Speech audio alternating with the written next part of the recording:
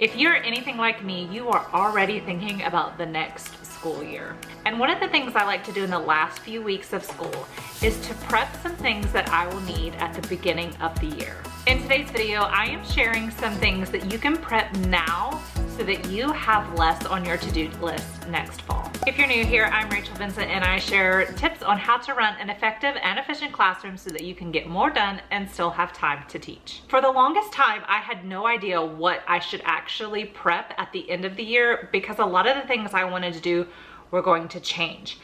But one of the things I started doing at the beginning of the year was I saved everything that I used in the first few weeks of school and I put it in a folder. Now I pull that folder out and I can see all the things that I need to make copies of and prep so I have it ready to go at the beginning of the year.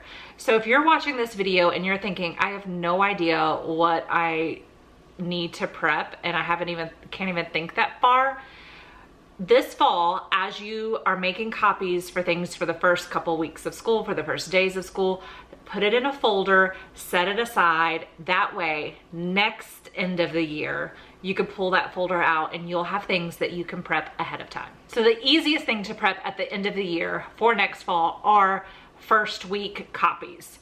Simple things like coloring pages or word searches or reading inventories, student interest inventories, different things that you might want to use, a classmate scavenger hunt, like any of those types of activities that you want to have just in case. I know I like to have a coloring page when my students first come in on the first day of school, so I'm gonna go ahead and get that copied. Any of those items that you need just in case, maybe the activity I planned doesn't take as long and you need to find something quickly to give them so you can fill up time, go ahead and get those copied now. Maybe you have some parent forms that you know have to be filled out or beginning of the year assessments that you want to go ahead and prep and have all that ready to go. I usually just try and make the highest number that I think we'll have, which in my case would be 30 because I think we cap out at 27. So I just make 30 copies of everything so I have plenty, and that way I'm not fighting the line at the copy machine right before school starts. Another thing you may want to think about prepping now at the end of the year is what are you doing in your first few units? I know for me, in math and reading, I want to go ahead and prep some things that I need for place value and for our first fiction unit with personal narratives.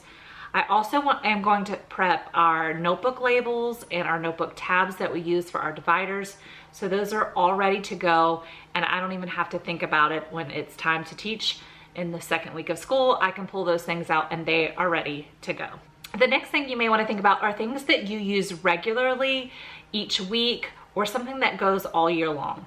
I know for me, I do a student of the week, and so I am going to go ahead and make copies of the sheet that they fill out and the parent information sheet that I send home, the certificates that I give at the end of the week.